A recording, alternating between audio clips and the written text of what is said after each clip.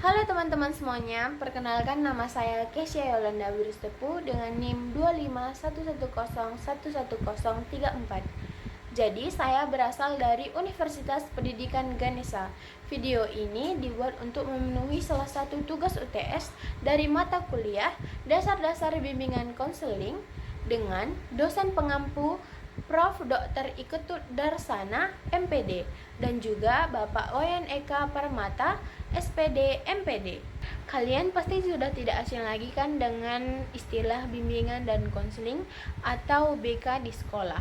Tapi jujur aja kalian pasti pernah takut untuk masuk ke ruang BK karena kalian berpikir bahwa ruangan BK itu hanya untuk orang-orang yang bermasalah.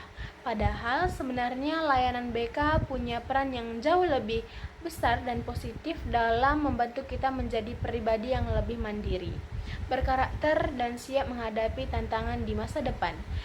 Nah, di video ini kita akan bahas tentang peran strategis BK, asas dan prinsipnya, serta bagaimana BK modern bisa bertransformasi untuk menjawab tantangan siswa pada masa kini. Jadi, apa sih sebenarnya hakikat dari layanan bimbingan dan konseling? Jadi, BK adalah proses bantuan profesional yang dilakukan secara sistematis dan berkelanjutan untuk membantu peserta didik memahami diri, mengembangkan potensi, menyesuaikan diri dengan lingkungan, serta mengambil keputusan yang bertanggung jawab. Tujuan akhirnya adalah agar siswa bisa mandiri dan sejahtera secara psikologis. Nah, itu dia pengertian dari bimbingan dan konseling.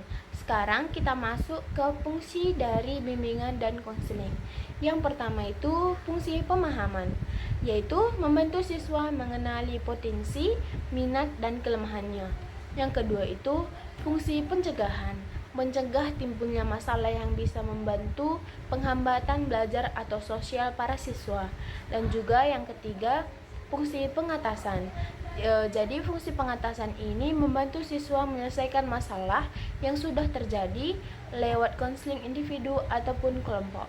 Yang terakhir, fungsi pengembangan. Jadi fungsi pengembangan ini memfasilitasi siswa agar potensi positifnya bisa tumbuh secara optimal. Dengan kata lain, BK bukan tempat penghukuman, tapi tempat untuk tumbuh. Supaya layanan BK berjalan dengan baik, guru BK harus menjunjung tinggi asas dan prinsip konseling. Ada 12 asas penting dalam BK, saya sebutkan hanya beberapa. Yang pertama itu kerahasiaan. Yang kedua itu asas kesukarelaan. Yang ketiga keterbukaan. Yang keempat kemandirian. Dan yang kelima kekinian. Dan juga ada beberapa lagi asas-asas yang penting yang dilakukan oleh guru BK. Saya akan menjelaskan beberapa tentang asas ini. Jadi yang pertama itu saya bahas misalnya tentang asas kerahasiaan. Jadi asas kerahasiaan ini berarti apa yang siswa ceritakan kepada guru BK tidak boleh disebarluaskan kepada orang lain. Dan yang kedua, asas kesukarelaan, memastikan siswa datang ke BK bukan karena paksaan.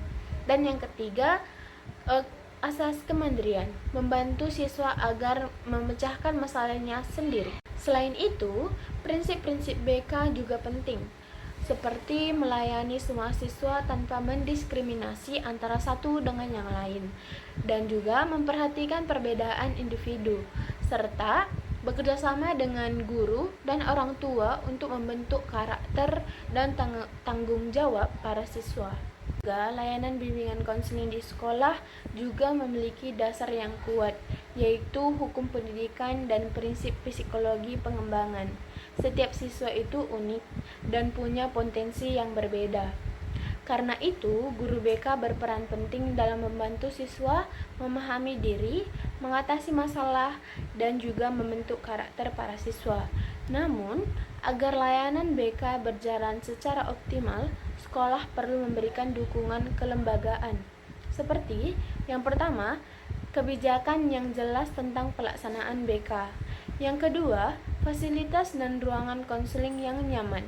Yang ketiga, sistem pendekatan yang rapi. Dan yang keempat, pelatihan bagi guru BK agar terus berkembang secara profesional.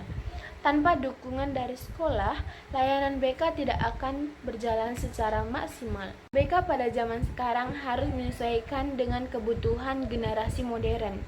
Paradigma BK modern menempatkan BK sebagai wadah perkembangan diri dan karakter, bukan sekedar tempat menyelesaikan masalah. Guru BK perlu menciptakan suasana yang menyenangkan, terbuka, berpusat pada siswa. Misalnya dengan membuat kegiatan seperti kelas motivasi, konseling kelompok, atau program perkembangan karakter. BK juga harus memanfaatkan teknologi digital untuk menata dan memantau perkembangan siswa secara efisien. Selain itu, kerjasama antara guru BK, wali kelas, guru mata pelajaran, dan juga orang tua sangat penting agar pembinaan karakter bisa berjalan dengan seimbang. Jadi teman-teman, layanan BK bukan tempat yang harus ditakuti. Justru sebaliknya, BK adalah ruang aman untuk berkembang, memahami diri sendiri, dan menjadi pribadi yang lebih baik untuk kedepannya. Dengan dukungan sekolah dan perubahan paradigma modern, BK bisa benar-benar menjadi jantung dari perkembangan karakter siswa yang berprestasi dan berakhlak mulia. Nah, itu dia video singkat dari saya. Kalau kalian setuju bahwa BK itu penting, jangan lupa like, komen, dan share video ini supaya makin banyak yang paham pentingnya peran BK di sekolah. Sampai jumpa di video berikutnya. Dadah!